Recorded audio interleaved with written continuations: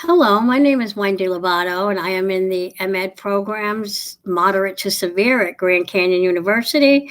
I'm here to tell you about my philosophy of education. Since I began teaching, I have found that education is a very interesting ideology. Many professionals in the field of education have differing ideas and opinions on what education looks like.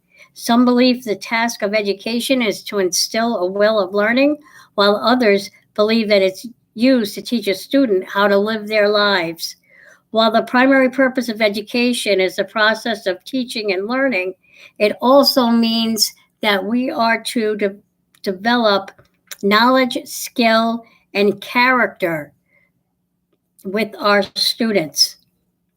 Education should be holistic, encompassing the mind, body, and spirit of the student learner, which helps them to remain focused and engaged. In addition to learning subject matter, students need to develop critical thinking skills, interpersonal skills, and a sense of social responsibility, which will influence their success in life. It will be important to teach students critical thinking skills that will help them solve real life problems. Learning how to get to the right information will help them become more effective learners. They will learn to figure out what information they'll need in order to solve their problem. Teaching social skills and communication skills in small groups will help the students to evaluate different points of view while respectfully discussing their differences. Instilling creativity in students, encouraging them to use their imaginations, will make learning more interesting and fun. While academic achievement is extremely important, the most important goal of education as an educator is to be accountable for helping students become knowledgeable and productive citizens. The result, I believe that the result of education should be to spark knowledge in a student so that they can keep on learning, becoming successful in the future, developing skills pertaining to the career industry, and develop into whoever they want to be. In education today, every student in a classroom with special needs is to be prepared for independence and learning.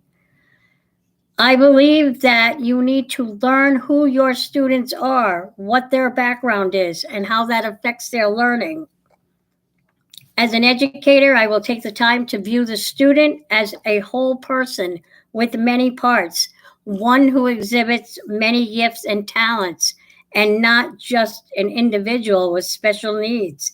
You have to help them to understand that their disability is only one part of who they are, and that their disability does not define them.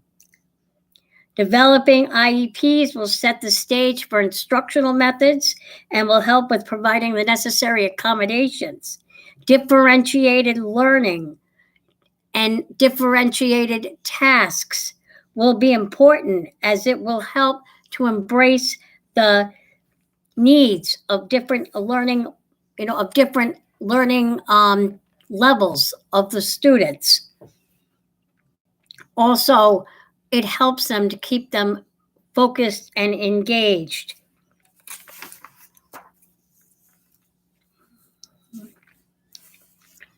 In addition, I believe that it's important to incorporate different technologies to make instruction accessible to a wider range of student learners with disabilities and those on the autism spectrum. This may include computer software or assistive technologies. Collaboration is extremely important among professionals, and it will be the driving force in ensuring that students' needs are met. Members of the professional learning communities will join together to develop an understanding of how all their students learn and how to embrace change if it's needed. Through activities such as team teaching, lesson planning, and departmental meetings, teachers learn to work together and beyond their own classrooms.